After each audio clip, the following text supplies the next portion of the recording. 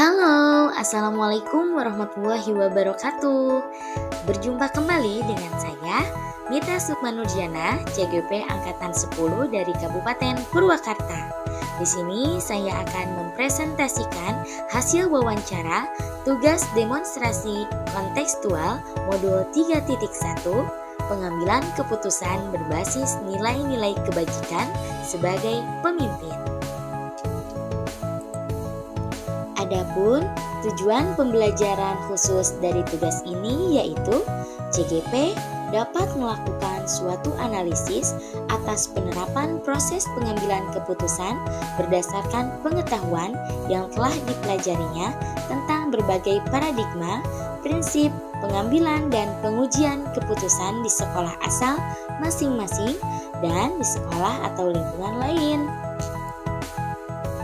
Wawancara yang pertama yaitu bersama Bapak Yusuf Saifullah SPD, Kepala Sekolah SD Negeri 1 Negeri Kalir. Pengalaman dilema etika ketika mengambil keputusan. Beliau, Bapak Kepala Sekolah, menjelaskan bahwa salah satu kasus yang pernah beliau hadapi dan menyebabkan dilema etika dalam mengambil keputusan yaitu terkait dengan kedisiplinan guru. Ada seorang guru yang sering izin datang ke sekolah terlambat karena memiliki suami yang sedang sakit. Di satu sisi, secara profesional, semua guru harus disiplin. Di satu sisi kemanusiaan, sebagai seorang istri, guru tersebut harus bertanggung jawab juga di rumah ketika suaminya sakit. Guru tersebut tidak ada sanak saudara yang dekat atau bisa dikatakan perantau dan tidak ada kerabat untuk mengurus suaminya. Anaknya sudah menikah berbeda kota. Guru tersebut bisa hadir ke sekolah namun di jam pelajaran siang. Hasil wawancara untuk pertanyaan yang pertama adalah, selama ini bagaimana Bapak dapat mengidentifikasi kasus-kasus yang merupakan dilema etika atau bujukan moral? Jawaban Bapak Kepala, untuk mengidentifikasi suatu kasus ke dalam kategori dilema etika atau bujukan moral, beliau menelaah kasus tersebut jika terdapat dua pilihan keputusan yang sama-sama benar, maka termasuk ke dalam dilema etika. Namun, jika pilihan keputusannya antara benar atau salah, maka merupakan bujukan moral. Pertanyaan yang kedua, selama ini bagaimana Bapak menjalankan pengambilan keputusan di sekolah Bapak, terutama untuk kasus-kasus di mana ada dua kepentingan yang sama-sama benar atau sama-sama mengandung nilai kebajikan? Jawaban beliau, jika merujuk pada kasus dilema etika yang beliau sebutkan tadi, memang terdapat dua kepentingan yang sama-sama benar, yakni jika saya mengambil keputusan untuk menegakkan keadilan dengan cara yang tegas, maka akan tercipta kedisiplinan bagi guru yang bersangkutan. Namun di sisi lain, beliau juga perlu melihat sisi kemanusiaan dengan memberi keringanan kepada guru tersebut agar ia dapat merawat suaminya yang sedang sakit. Kedua pilihan tersebut sama-sama baik, maka dalam hal ini saya akan menggunakan prinsip berpikir berbasis rasa kepedulian, di mana Bapak Kepala akan meminta guru lain untuk turut serta membantu menghandle siswa di kelasnya selama ia merawat suaminya yang sedang sakit. Pertanyaan ketiga yaitu, langkah-langkah atau prosedur seperti apa yang biasa Bapak lakukan selama ini? Jawaban Bapak Kepala, selama ini jika beliau ingin membuat keputusan, langkah pertama yang beliau lakukan adalah mencermati terlebih dahulu situasi yang terjadi, mempertimbangkan dampak dari keputusan yang akan beliau buat, dan kemudian mengambil keputusan. Misalnya dengan memanggil guru tersebut dan memintanya menjelaskan secara rinci tentang faktor yang menyebabkan ia kurang disiplin. Kemudian Bapak Kepala akan melakukan sesi coaching agar bisa menemukan solusinya. Selanjutnya, Bapak Kepala akan memantau tindak lanjut dari penyelesaian masalah yang ia lakukan. Langkah terakhir adalah merefleksikan keputusan yang Bapak Kepala buat. Pertanyaan keempat, hal-hal apa saja yang selama ini Bapak anggap efektif dalam pengambilan keputusan pada kasus-kasus dilema etika? Jawaban Bapak Kepala yaitu adapun hal-hal yang beliau anggap efektif dalam pengambilan keputusan pada kasus-kasus dilema etika antara lain 1. Mengumpulkan fakta 2. Menguji benar dan salah atau benar lawan benar 3. Mencari alternatif atau solusi lain yang mungkin bisa dilakukan 4. Melakukan refleksi. Pertanyaan kelima yaitu hal-hal apa saja yang selama ini merupakan tantangan dalam pengambilan keputusan pada kasus-kasus dilema etika? Jawaban Bapak Kepala yaitu tentunya dalam setiap pengambilan keputusan tidak terlepas dari tantangan yang dihadapi. Salah satunya yaitu tidak semua orang akan menyukai keputusan yang kita buat.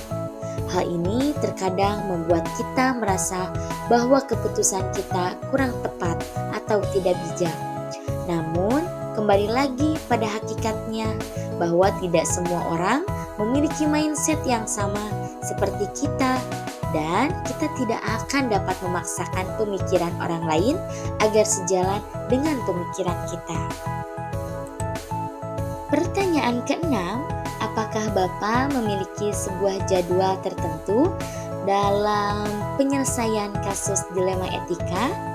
Apakah Bapak langsung menyelesaikan di tempat? Atau memiliki sebuah bentuk, prosedur, bagaimana agar Bapak menjalankannya? Jawaban dari Bapak Kepala yaitu beliau tidak memiliki jadwal khusus untuk mengelola pengambilan keputusan. Untuk kasus-kasus sederhana yang menurut beliau perlu cepat diselesaikan, maka beliau akan langsung membuat keputusan.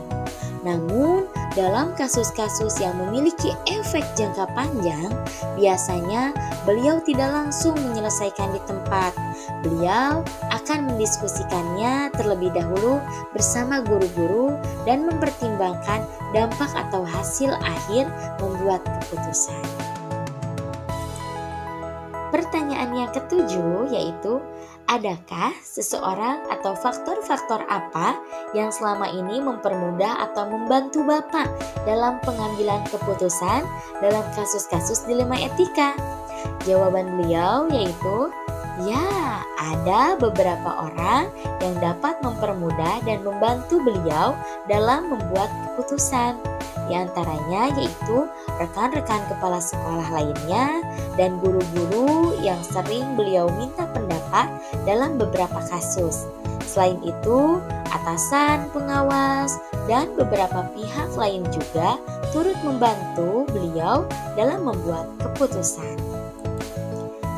Pertanyaan yang kedelapan yaitu, dari semua hal yang telah disampaikan, pembelajaran apa yang dapat Bapak petik dari pengalaman Bapak mengambil keputusan dilema etika ini?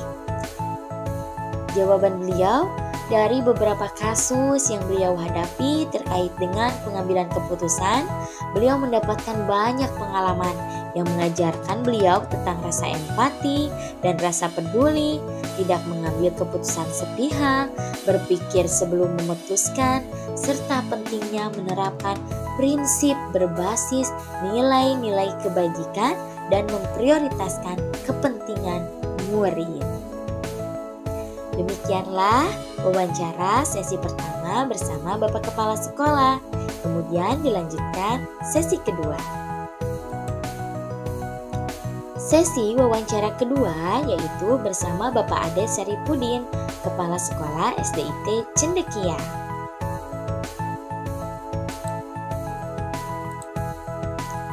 Hasil wawancara untuk pertanyaan yang pertama yaitu, selama ini bagaimana Bapak dapat mengidentifikasi kasus-kasus yang merupakan dilema etika atau bujukan moral? Jawaban Bapak Kepala, sebagai seorang pemimpin pasti akan beragam kasus yang dihadapi. Baik itu kasus yang keduanya benar tetapi saling bertentangan yang dikenal dengan dilema etika, ataupun kasus yang salah satunya benar dan yang lainnya salah. Cara saya atau cara Bapak Kepala Sekolah untuk mengidentifikasi yang mana dari kedua kasus tersebut adalah dengan memahami masing-masing kasus tersebut. Setelah permasalahan sudah dipahami, maka Bapak Kepala perlu melakukan beberapa hal untuk bisa memetakan apakah kasus tersebut merupakan bujukan moral atau dilema etika. Nah, yang pertama yaitu identifikasi masalah. Yang kedua, tentukan pilihan. Yang ketiga, evaluasi konsekuensi. Yang keempat, pertimbangkan prinsip moral. Yang kelima, analisis motif. Dan yang keenam, diskusikan dengan orang lain.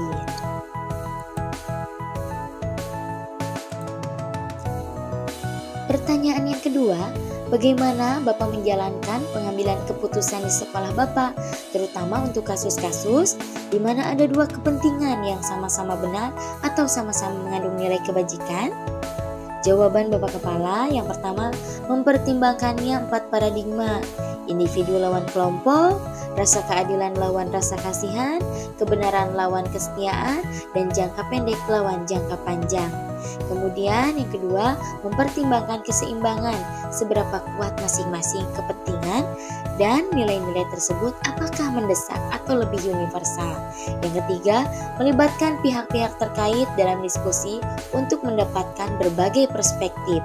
Ini dapat mencakup pertemuan dengan komite sekolah, diskusi dengan siswa, atau konsultasi dengan orang tua siswa. Pertanyaan yang ketiga, langkah-langkah atau prosedur seperti apa yang Bapak lakukan selama ini? Jawaban Bapak yaitu, pertama, identifikasi masalah, kemudian kumpulkan informasi, kemudian analisis pilihan, kemudian diskusikan dan konsultasikan, kemudian buat keputusan, dan yang terakhir monitor dan evaluasi. Pertanyaan yang keempat yaitu, hal-hal apa saja yang selama ini Bapak anggap efektif dalam pengambilan keputusan pada kasus-kasus dilema etika? Jawaban beliau yaitu, identifikasi masalah secara jelas, kemudian mengenali nilai-nilai yang saling bertentangan, kemudian melihat siapa yang terlibat, kemudian mengumpulkan fakta-fakta, kemudian pengujian benar atau salah, pengujian paradigma, kemudian prinsip resolusi, kemudian menggunakan opsi trilema, kemudian membuat keputusan, selanjutnya merefleksikan. Pertanyaan yang kelima yaitu, hal-hal apa saja yang selama ini merupakan tantangan dalam pengambilan keputusan pada kasus-kasus dilema etika? Yang pertama, konflik nilai dan prinsip. Yang kedua, ketidakpastian informasi. Yang ketiga, tekanan eksternal. Dan yang keempat, bias pribadi.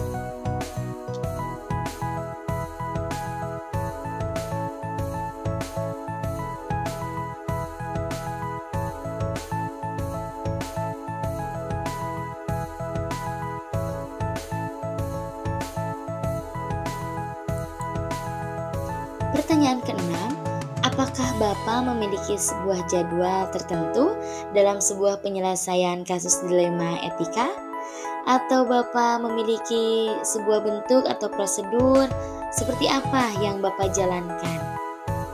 Jawaban beliau, saya tidak punya jadwal. Tentunya kita lihat kasusnya dulu.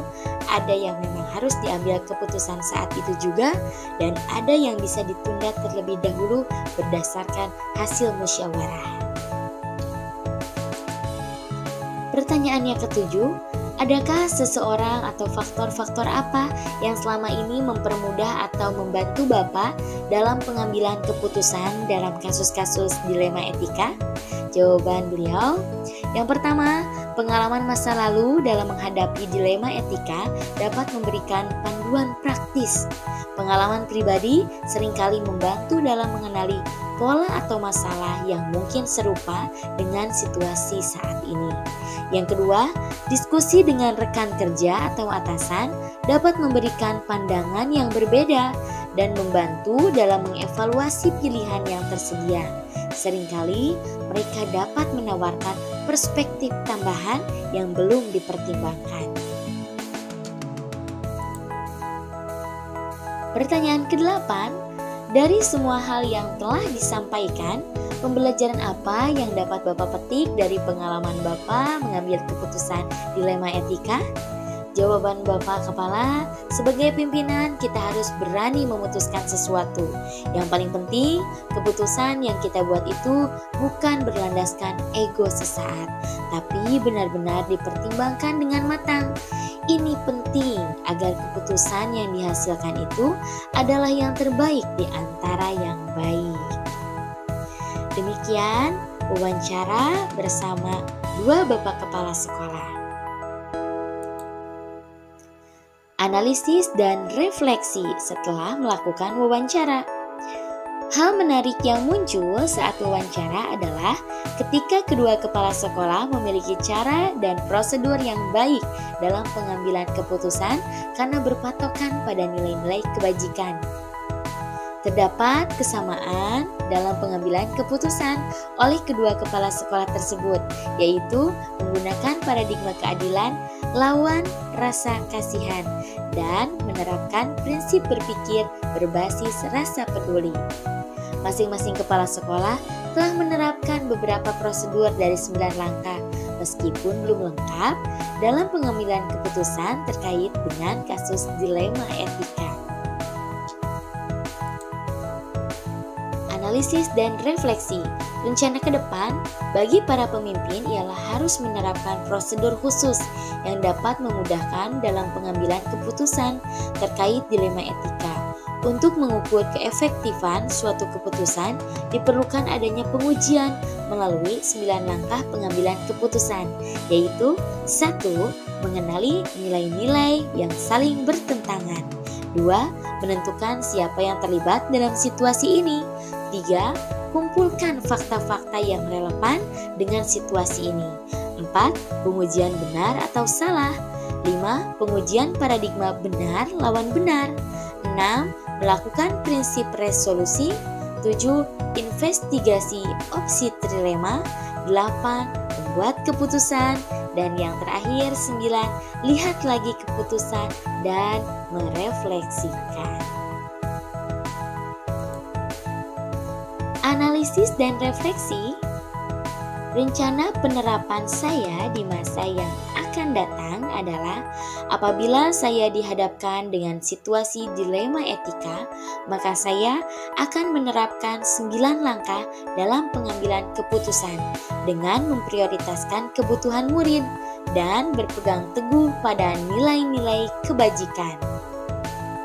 Kemudian, saya akan terus melatih kecakapan saya dalam membuat keputusan dengan memperbanyak praktik dimulai dari ruang lingkup terdekat, yaitu lingkungan kelas maupun sekolah.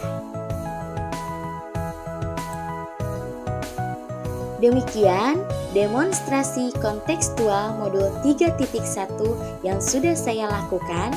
Terima kasih atas perhatiannya. Salam guru penggerak, salam guru hebat, tergerak, bergerak, menggerakkan. Semoga bermanfaat. Wassalamualaikum warahmatullahi wabarakatuh.